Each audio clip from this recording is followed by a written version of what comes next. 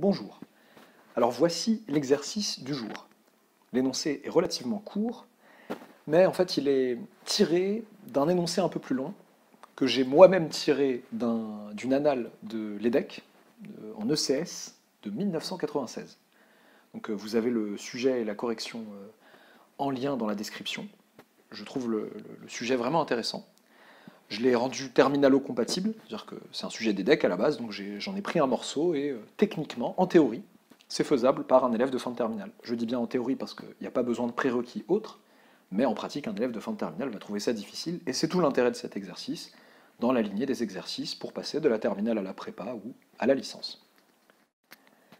Alors il s'agit de faire quoi? Il s'agit de démontrer ici, donc cette question, ça correspond à la question 2 dans l'exercice que vous avez dans la description en lien, c'est de démontrer que, il s'agit de démontrer que pour tout x compris entre 0 et 1 exclu, l'intégrale de x à x au carré de 1 sur t ln de t dt est égale à ln de 2.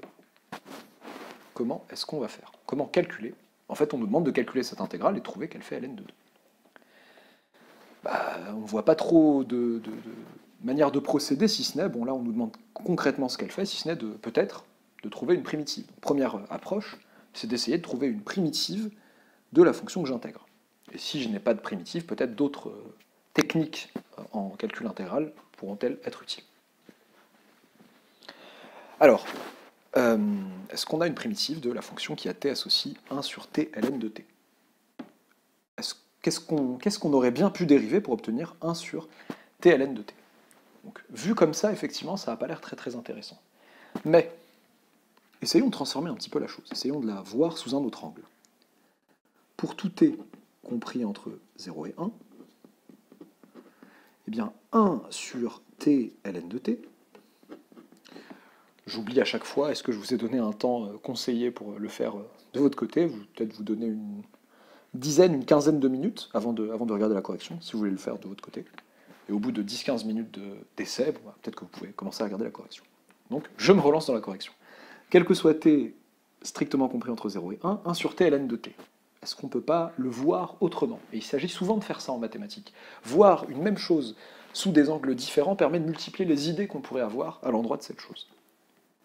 1 sur t ln de t, c'est aussi 1 sur t fois 1 sur ln de t. Bon, génial. Bon, qu'est-ce qu'on peut faire avec ça? Eh bien ça nous permet de voir autrement cette fonction-là et dire peut-être, la fonction qui a t associe tout ça, et peut-être reconnaître une expression de dérivée de telle fonction. Là j'ai du 1 sur t, et là j'ai du ln de t. Mais 1 sur t, qu'est-ce que c'est si ce n'est la dérivée? La fonction qui a t associée à 1 sur t, c'est la dérivée de ln, bon, sur l'intervalle 0,1 ouvert, ça marche bien. Ça fait ln' de t sur ln de t en réalité. Donc on a une expression de la forme u' sur u. Et on va rappeler ce que c'est qu'une primitive sur 0,1, donc de la fonction qui a t associe 1 sur donc ln', pardon, je voulais écrire 1 sur t ln de t, mais ln' de t sur ln de t, c'est quoi en fait? C'est la fonction qui a t associe. Donc u' sur u, à quoi ça nous fait penser? Donc qu'est-ce qu'on dérive pour avoir du u' sur u? Je vous entends dire ln de u, et je suis d'accord. ln de u. Et donc le u ici, c'est qui? Le u ici, ça serait ln de t en fait. u' sur u, donc u' de t sur u de t. Je suis d'accord, je laisse mon accord un peu en suspens, donc je suis plutôt d'accord, on va dire. Parce qu'une primitive sur un intervalle où u ne s'annule pas de u' sur u, c'est ln de valeur absolue de u. Dire ouais, mais pourquoi valeur absolue? Parce que déjà vous l'avez appris comme ça en terminale. Et que souvent en terminale, bon, vous voyez qu'à l'intérieur de la valeur absolue, c'était positif, donc elle servait à rien. Eh bien faites attention parce que ça peut servir. Donc là, c'est ln de valeur absolue de ln de t. Donc une primitive de u' sur u, je rappelle que c'est ln de valeur absolue de u, sur un intervalle où u ne s'annule pas, bien entendu, pour que u' sur u ait du sens. Donc, pour tout x strictement compris entre 0 et 1, Eh bien, l'intégrale de x à x au carré de 1 sur t ln de t dt n'est autre que, donc comme c'est égal à ça, enfin l'intégrale, c'est l'intégrale de ça, mais aussi l'intégrale de ça, entre x et x carré. Donc c'est égal, on met entre crochets une primitive, donc qui est la fonction qui a t associe ln de valeur absolue de ln de t, entre x et x carré. Et ça nous fait donc ln de valeur absolue de ln de x carré. Vous voyez que là j'ai mis des parenthèses autour du ln, mais la valeur absolue pouvait suffire, ça se comprend là, ln de tout ça, j'ai mis des parenthèses en plus, moins ln de valeur absolue de ln de x. Ok. Oui, mais cette valeur absolue, est-ce qu'elle est utile? Eh bien oui, elle est très très utile en fait. Parce que x et x carré sont tous les deux des éléments de 0, 1 ouverts. Donc, ln de x et ln de x carré sont strictement négatifs.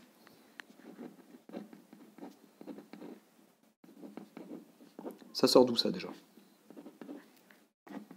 Ça sort du fait que ln de 1 soit égal à 0 et que ln soit strictement croissante sur R plus étoile.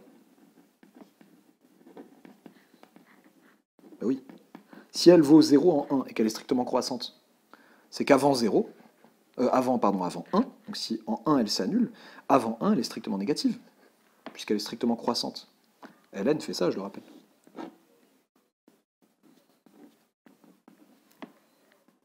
Donc si je veux son tableau de signes à ln, son tableau de variation peut-être pour commencer, donc c'est pas, attention, il ne s'agit pas de regarder la dérivée ou quoi que ce soit, c'est le tableau de signes et le tableau de variation de la même fonction. ln est strictement croissante entre 0 et plus infini, donc 0 exclu, et son signe, bah, comme elle s'annule en 1, son signe est négatif avant, positif après, je le rappelle. Pas besoin de détailler ça sur votre copie, mais ça c'est pour rappeler d'où vient le fait que ln de x et ln de x carré sont strictement négatifs pour x et x carré compris entre 0 et 1. Eh bien, ln de x et ln de x carré sont strictement négatifs. Ça veut donc dire que, quel que soit x appartenant à 0, 1 ouvert, l'intégrale qu'on me demande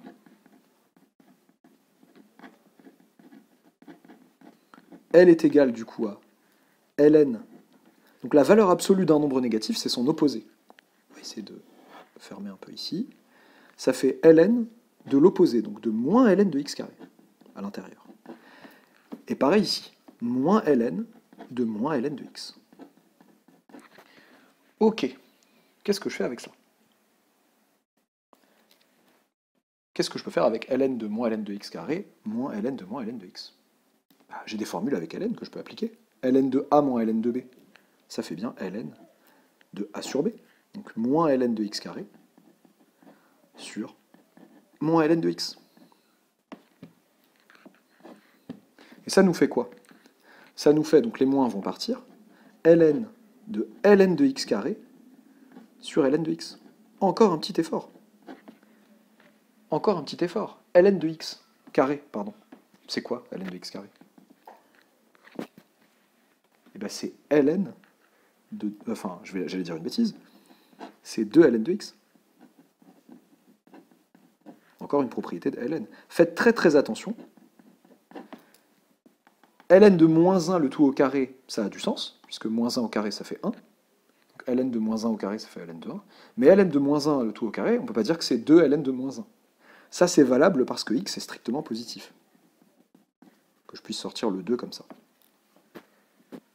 Ça me fait ln de 2 ln de x sur ln de x. Et ça me fait donc ln de 2. Donc, l'intégrale de x à x carré de 1 sur t ln de t dt égale ln de 2. Et ce, quel que soit x appartenant à 0,1. J'essaye de faire tenir ça en bas de ma page, parce que j'ai pas le verso. Le verso a servi à d'autres choses. Donc, voilà, on obtient que pour tout x strictement compris entre 0 et 1, cette intégrale vaut ln de 2.